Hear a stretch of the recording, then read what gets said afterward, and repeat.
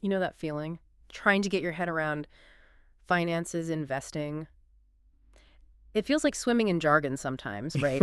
Everyone seems to have the inside track, and you're just trying to find, well, solid ground. It's overwhelming. So much noise, so many opinions flying around. Exactly. And that's really why we do the deep dive. We take these complex subjects using the sources you send us, articles, notes, research, like today's focus on start research from the learner, and we try to unpack them. We cut through the clutter, pull out the genuinely useful insights, the stuff that actually helps you feel informed, maybe find a few aha moments without, feeling like you're back in a lecture hall. And today we're diving deep into a true giant of the investing world, Peter Lynch. That's right. Our mission, using the listeners' provided resources, is to really get into the most enduring, actionable ideas from Lynch.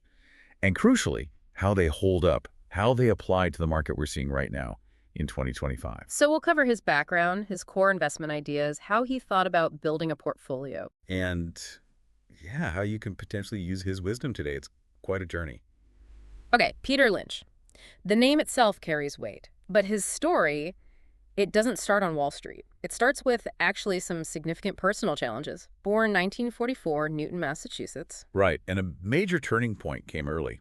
His father died from brain cancer when Peter was only 10. Just 10. You can imagine the impact on his mother, the family's finances, just profound uncertainty. Absolutely. And facing that kind of financial vulnerability so young, it often grounds you. It instills a very pragmatic view of money, doesn't it? You learn its importance fast. Exactly. And our sources really emphasize how this likely built a powerful work ethic in him. You see that thread throughout his entire career. Diligence wasn't optional. And here's where it gets interesting. To help out, young Peter starts caddying at a local golf club. Seems like a standard kid job, right? Carrying bags. But think about who he's spending time with. Successful business people. And what are they talking about between shots? The market, stocks, Bingo. He's basically getting this informal, real-world finance education just by listening, absorbing the language, the dynamics, seeing how these successful people thought about it. That's such a key point. It wasn't abstract theory from a book. It was observation, hearing it firsthand. That practical observational learning became really a hallmark of his later investment style. He's seeing it play out, not just numbers on a page. Which is, fundamentally different from just learning it in the classroom. He saw the human element, the conversations, maybe even the anxieties around it. So he's got this practical grounding, but he also pursues formal education, gets a scholarship to Boston College. And here's the twist for a future finance legend. He studies history, psychology, and philosophy. Seems counterintuitive for Wall Street, doesn't it? Right. But Lynch himself said these liberal arts were crucial. Philosophy for critical, original thinking, psychology for understanding market sentiment. I mean, markets are driven by people, by emotion. Fear and greed, yeah. And history, recognizing patterns, cycles, things repeat. Markets definitely repeat themselves in various ways. It's about that broader context, isn't it? Understanding the why behind the numbers. And it wasn't just theory for him. In college, he makes his first big investment, Flying Tiger Airlines. Ah, yes, the Flying Tiger story. Buys at $8 a share. It rockets up to $80. Wow, an $8 to $80 win early on? That'll solidify your interest, won't it? You'd think so. It must have given him huge confidence in his own judgment and his ability to spot something. It verily reinforces that idea that maybe you can find value where others aren't looking. A huge psychological boost alongside the financial one. So after BC, he does the more traditional finance route, gets his MBA from Wharton in '68. Prestigious program. Right. But even there, his real-world experience, especially from a summer internship he did at Fidelity back in '66, was already shaping his thinking. How so? Well, he started questioning some of the dominant academic theories of the time, things like the random walk hypothesis or the efficient market hypothesis. Theories that basically say you can't consistently beat the market. Exactly. But his internship experience, seeing actual fund managers at Fidelity, showed him, well, some people were consistently doing better than average. It created this tension between the theory and the reality he was observing. So his practical side was already bumping up against the academic models. Precisely. It strengthened his belief in needing a more hands-on, research-heavy approach. He saw potential where the theory said there shouldn't really be any. And speaking of Fidelity, that's where his professional career really ignites. He joins full-time in '69. Initially focusing on sectors like mining, metals, chemicals, textiles. Maybe not the most glamorous, but foundational to the economy. Gives you a real nuts and bolts understanding of how businesses work, I imagine. Absolutely. And that deep dive into fundamentals across different industries paid off. By 1974, he's Fidelity's director of research. So he's overseeing the analysis for a huge range of companies. Must have given him an incredible overview of the whole market landscape. A crucial period, 74 to 77. That broad expertise, understanding different business models, different industry dynamics, it was the perfect preparation for what came next. Which brings us to the Magellan Fund. This is where Lynch becomes, well, Lynch. The legend is born, basically. He takes over Magellan in 1977. He's only 33. Young. And the fund itself was pretty small back then. Tiny by later standards, about $18 million in assets. Its goal was aggressive growth, focused mainly on U.S. stocks. Nobody really knew what was about to happen. And what happened was staggering. From 77 to 1990, 13 years. The numbers are just phenomenal. An average annual return of 29.2%. 29.2% per year for 13 years. Compare that to the S&P 500 over the same period, about 15.8% annually. Lynch more than doubled the market average consistently. The source mentioned that $1,000 invested when he started. Would have grown to over $28,000 by the time he left. That's the power of that kind of sustained outperformance. It wasn't just a lucky year or two. And the fund itself just exploded in size. From $18 million to $14 billion under management. It became the biggest mutual fund in the world. $14 billion. And by 1990, he was managing investments in, what, over 1,000 different stocks? Over 1,000 positions. Think about the scale of that research operation, the efficiency needed. It's just mind-boggling, really, managing that many distinct businesses successfully. It speaks volumes about his process, his team at Fidelity, and just his sheer capacity. It's unparalleled, historically. While most individuals are better off with a more focused portfolio, his ability to deliver those returns at that scale is just remarkable. Then, 1990. Peak of his career, basically. He's only 46, and he retires from managing Magellan. Steps back to spend more time with family, focus on philanthropy. A conscious choice. Didn't completely disappear, though. Stayed on as vice chairman at Fidelity. Right. And became very active philanthropically through the Peter Lynch Foundation, supporting medical research, education, big donations to Boston College, his alma mater. Giving back. And for people like us, maybe his biggest legacy is actually his books. Ah, yes. One Up on Wall Street, Beating the Street, Learn to Earn, hugely influential. Sold millions. And they really did something important, didn't they? They kind of democratized investing knowledge. Absolutely. At a time when finance felt very exclusive, very complex, his writing was clear, relatable, full of common sense. He basically told ordinary people, hey, you can do this too. By using your own observations, doing your homework? Exactly. He empowered individuals, show them they had advantages Wall Street might miss. Just sharing his approach so openly was a game changer. Okay, so that's the man, the legend. Now, let's really dig into the core of it, his investment philosophy, the principles, the strategies, and it really starts with that famous phrase. Invest in what you know. It's the absolute cornerstone. Sounds simple? That's the starting point. The idea is that your personal familiarity as a consumer, maybe as a professional in a certain field, can give you an edge. You might spot a trend, understand customer loyalty, notice something positive or negative before the Wall Street analysts do. And this is but it's not just about buying stock in your favorite coffee chain because you like the coffee. Absolutely not. Lynch was very clear.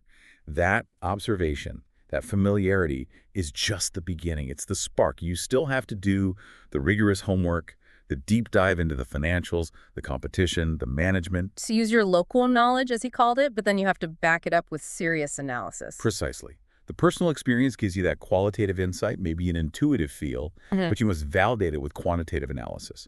Check the balance sheet, the earnings growth, the debt levels. It's a marriage of observation and research. He used the Dunkin Donuts example himself, didn't he? Classic example. He was a customer. Liked the coffee. Noticed the stores were always busy. Simple observation. But he didn't stop there. No. That prompted him to look deeper. He researched their financials, their expansion plans, found a strong growth story, and that investment became, I believe, a 15-bagger for him. 15 times his initial investment. Just amazing. It perfectly shows the process. Everyday observation leads to research. Research uncovers value. Patience leads to huge returns. It shows how individuals can spot these potential 10-baggers, the stocks that go up tenfold, maybe even before the big institutions catch on. Okay, so observation is key.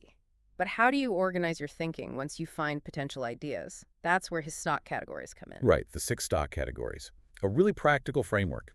It helps you classify a company, understand its likely behavior, focus your research, and manage your expectations. Let's walk through them. First up, slow growers. He sometimes called them the sluggards. Yeah, these are typically large, mature companies, think big utilities, established players in slow-moving industries. Their earnings grow modestly, maybe just a bit faster than the overall economy, low single digits perhaps. So you're not buying these for explosive price growth. No, the main appeal is usually the dividend. They often pay reliable, steady dividends. Good for income, stability, maybe defensive positioning in uncertain times. You're looking at the sustainability and yield of that dividend, primarily. Makes sense. Category 2, stalwarts, the steady eddies. Also large, well-known companies, but with more consistent earnings growth, maybe in the 10–12% per year range.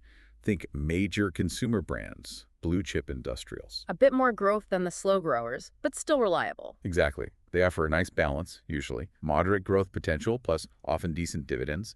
Lynch saw them as core holdings, good to own during recessions because they tend to hold up better. Any specific tips for stalwarts?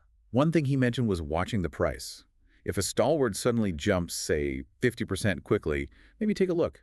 Consider trimming your position. Their growth is usually steadier, so a rapid spike might be getting ahead of fundamentals. And always check the P/E ratio relative to its history and growth rate. Got it. Now for the exciting one.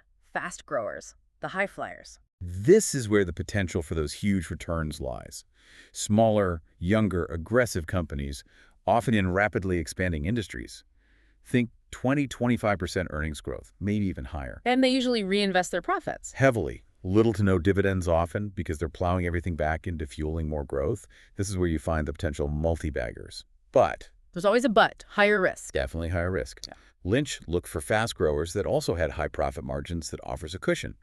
And sustainability of that growth is crucial. Is it real? Can it last? The PEG ratio, which we'll get to, is vital here. And you have to watch out for overvaluation and signs that growth is slowing down. Okay. Next category, cyclicals, the ebb and flows. Their fortunes rise and fall with the broader economy. Think auto companies, airlines, steel, chemicals. Profits soar when the economy is booming, and they can get hammered in recessions. So timing is everything with these. Absolutely critical. Lynch suggested the best time to buy cyclicals is often near the end of a recession, just as things look bleakest, anticipating the recovery. You also need to be careful not to mistake a cyclical doing well in an upturn for a stalwart. Their underlying consistency is different. What should you watch for? Things like inventory levels building up that can signal demand is slowing.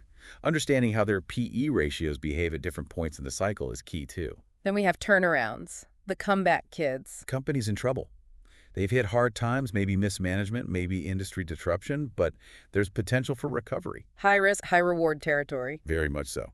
Lynch noted an interesting point. Turnarounds in traditionally low-margin businesses can sometimes offer more leverage. A small improvement in margins can mean a huge percentage jump in profits off that low base. But you really need to do your homework here. Deep homework. Understand why they got into trouble.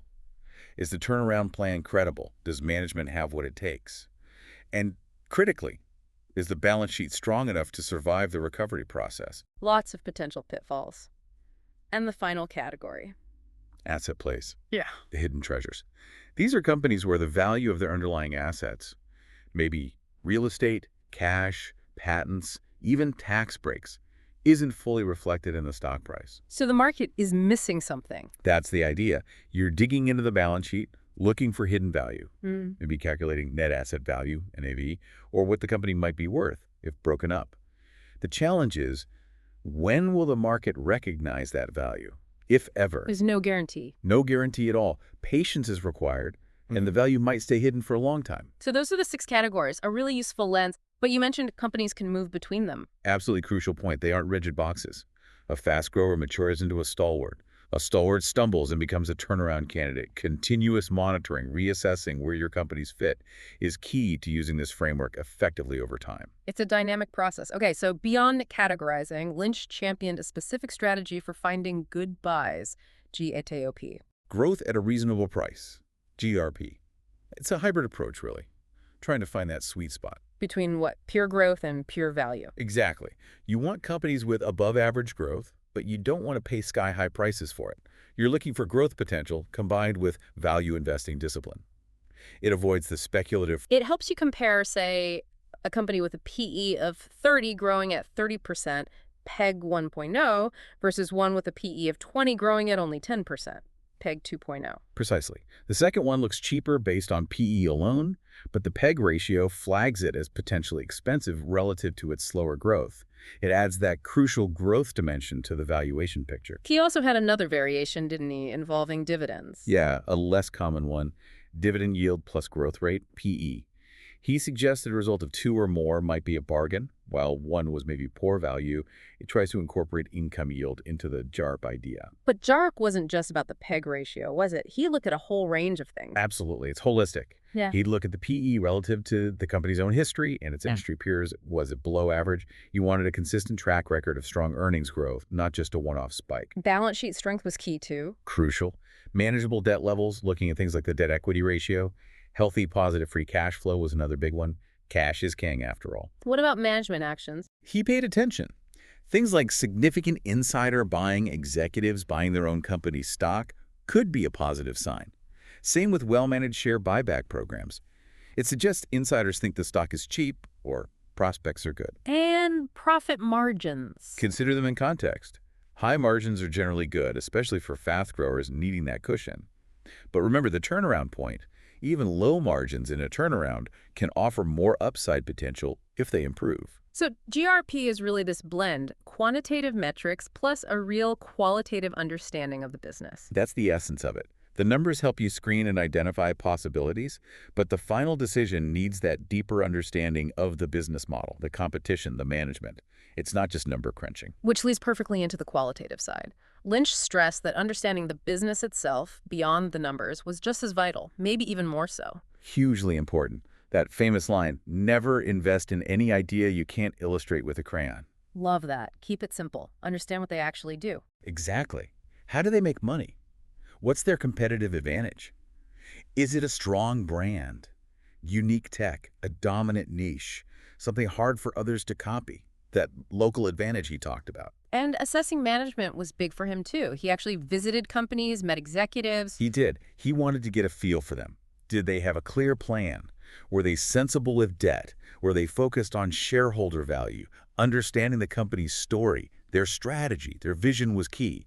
Was it believable? Was it backed by evidence? You need conviction in people running the show. Absolutely. Management quality is paramount for long-term success. And all this comes back to doing your homework. Thorough research. Non-negotiable. Behind every stock, there is a business. Buying stock is becoming an owner. You wouldn't buy a whole business without understanding it, right? Of course not. And he had that 2-minute drill concept to help with this. Yeah, a great self-discipline tool. Before you buy, can you explain in about 2 minutes what the company does, why its prospects are good, and why you think the stock will go up? If you can't articulate it simply, you probably haven't done enough research or don't truly understand your own investment thesis. It grounds your decisions, stops you buying on hype or a vague tip, helps you avoid panic selling later too, if you know why you own it. Makes sense. What about institutional ownership? Did he have a take on that? He did. He was a bit cautious if there was almost no institutional ownership, maybe a lack of validation. But he was also wary if it was very high, the stock might already be widely discovered and priced for perfection. So somewhere in the middle. Generally preferred. Some institutional presence suggests credibility, but not so much that there's no room left for appreciation as more big investors discover it. He even felt lower institutional ownership could sometimes signal more undiscovered potential. Okay, fascinating principles. So let's say we've used this framework, found some promising stocks. How did Lynch think about putting them together in a portfolio and managing it? Right, portfolio construction. Key point. He wasn't necessarily about owning hundreds of stocks like he did at Magellan that was unique to his son's scale. For individuals, he typically suggested a more manageable number. Like 10 to 20 on the Somewhere in that range, yeah. Enough for diversification, but not so many that you can't keep track. He warned against what he called disworsification. Disworsification, love that term. Spreading yourself too thin, owning so many stocks you don't really understand any of them well, and your winners get diluted by mediocre holdings, quality over quantity. The number of stocks should depend on how many compelling opportunities you actually find through research. And true diversification for him wasn't just number of stocks, but types of stocks. Exactly. Owning companies from different categories, slow growers, stalwarts, fast growers, cyclicals, etc., because they tend to react differently to economic shifts. That provides better risk mitigation than just owning, say, 20 very similar tech stocks. Makes sense. He also had some basic prerequisites before even starting with stocks. Yes, foundational advice. Only invest money you don't need for essentials in the next few years. Money you could afford to potentially lose. And he generally felt owning your own home first provided important financial stability. Sound advice. Now the long game. Patience. Market timing. Lynch had strong views here. Very strong. He was famously skeptical of market timing. That quote sums it up. Far more money has been lost by investors preparing for corrections than has been lost in corrections themselves. Trying to predict the peaks and troughs is a fool's errand. He thought so. It's incredibly difficult to get it right consistently. You have to make two correct decisions, when to sell and when to buy back in. Miss just a few of the market's best days while you're sitting on the sidelines, and it can devastate your long-term returns. Plus, the psychological pressure must be immense. Panic selling at the bottom, FOMO buying at the top. Exactly. It leads to bad decisions. His approach was clear. Stay invested for the long term. Let compounding work its magic. Time in the market beats timing the market. What about handling the inevitable volatility, the corrections? He saw them as normal, inherent. Don't expect smooth sailing all the time. Market downturns will happen. But there are often opportunities to buy good companies cheaper if you have the conviction and the cash. The key to making money in stocks is not to get scared out of them. Another classic Lynch quote. Requires emotional resilience. Focus on the long-term business fundamentals, not the short-term price swings. Okay, but eventually you do need to sell sometimes. What were his criteria for selling? It wasn't just panic. Definitely not panic. His reasons were fundamental. Number one, the story changes.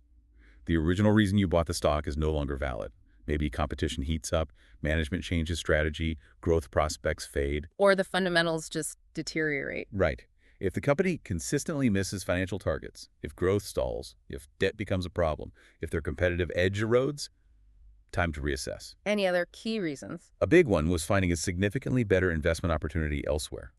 If you find something with a much better risk-reward profile, selling a current holding to fund that might make sense. He also had some category-specific sell signals. Yeah, some rules of thumb. For stalwarts, that quick 50% plus price jump might trigger a review. For fast growers, watch for growth slowing dramatically, or maybe diversifying into unrelated areas, diversifying the business itself, or key executives leaving. Sickles. Watch for signs the economic cycle is peaking. Rising inventory is suggesting slowing demand. Time to get cautious. And turnarounds. Two scenarios. Either the turnaround succeeds and the price reflects it, time to take profits, or the turnaround fails. Cut your losses. But the overarching message is, don't sell just because the market drops or you get scared if the underlying business is still sound. Absolutely. Price declines in good companies can be buying opportunities, not sell signals, for the long-term investor. Let's bring this to life with some of his actual investments. He talked about Fannie Mae, Ford, Philip Morris. MCI, Volvo, GE, Sallie Mae. Yeah, lots of examples in his books. Let's revisit Dunkin Donuts quickly. Perfect blend of invest in what you know and GRP. Right. Observation plus research equals 15-bagger. Exactly. And Fannie Mae, reportedly, his most profitable single pick, maybe $500 million profit for Magellan, likely seen as a stalwart or maybe an asset play, powerful franchise, maybe misunderstood, undervalued by the market at the time he bought it. And Ford. Big profit there too, around $199 million reported. Likely a cyclical play, buying near an economic bottom or during a turnaround with new models coming, betting on recovery and operational improvements when the stock was cheap. So these examples show what? They show the synergy of observation and analysis working. They show the power of patience holding winners long enough to become 10-baggers. They show his versatility across different types of stocks, and they show the power of contrarian thinking, buying good companies when they're out of favor or misunderstood. Buying when nobody else cares, essentially. That's often where the best long-term opportunities lie. Okay, that gives us a fantastic grounding in the Lynch playbook. Now, the million-dollar question. How do we apply this in 2025? The world looks pretty different. It certainly does.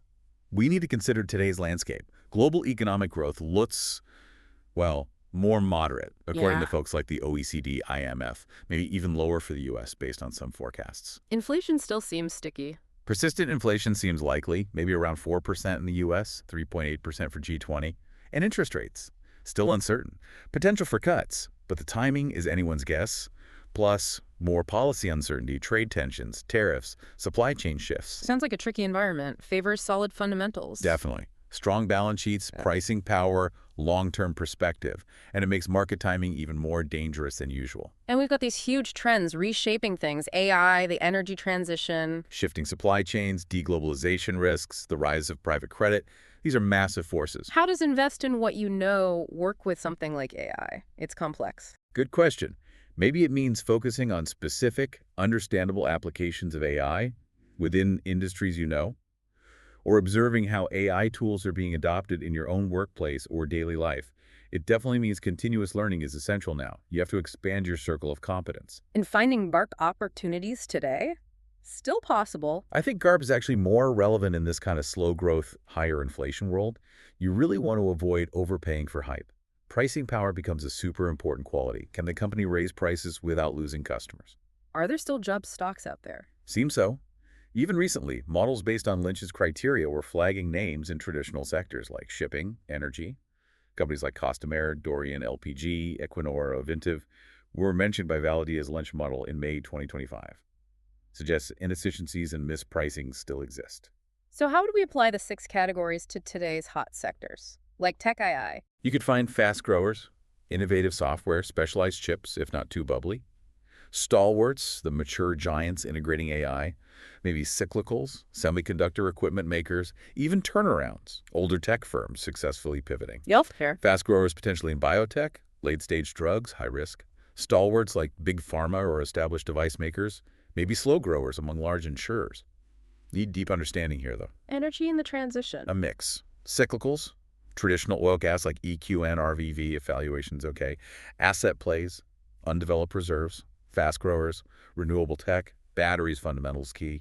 Turnarounds, traditional firms transitioning profitably. Consumer stocks. Staples often fit slow grower stalwart, defensive need pricing power.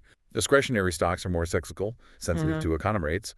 Great place for invest in what you know with strong brands. Financial. Banks, insurers, often stalwarts, slow growers, can benefit from higher rates but risk defaults and slow growth. Look for well-capitalized firms, diversified income, prudent risk management. It seems the framework holds up. But are there new challenges for Lynch's approach today? Market efficiency, tech disruption, intangibles. Those are real challenges. Finding those totally undiscovered gems might be harder. Tech disruption happens faster, making long-term assessment tricky. And valuing intangible assets, brand, data, network effects is harder with traditional metrics. But the core principles still apply. I believe so. The discipline of research, understanding the business, demanding a reasonable price for growth, that remains powerful. Investors need to adapt their tools, maybe broaden their understanding, but the foundation is solid. So if we were building a hypothetical Lynch-inspired portfolio for 2025, what might it look like? You'd want a mix, maybe a foundation of stalwart slow growers, resilient consumer brands, some green infrastructure plays, then a growth engine with carefully picked fast growers, maybe that AI software niche, maybe advanced manufacturing. Add some opportunistic plays. Perhaps a cyclical like an undervalued global logistics firm, or a small position in a legacy tech turnaround with extreme due diligence. And maybe an asset play, a company with hidden real estate value, or lots of cash. And apply the 2-minute drill to each one. Absolutely. Know why you own it. Yeah. Key considerations for 2025 would be inflation resilience, rate sensitivity, tech adaptation, global trade exposure, and always that GARP valuation discipline using the PEG ratio, and regular monitoring check in every 6 months at least. It really feels like despite all the changes, Lynch's common sense principles are timeless, aren't they? They really are. Do your homework, invest in what you understand, focus on the business fundamentals, be patient, don't overpay for growth. It's enduring wisdom. The individual investor can succeed. That's a powerful message. And his framework, focusing on understanding businesses and paying a fair price, provides a steady guide even in today's complex, fast-moving market.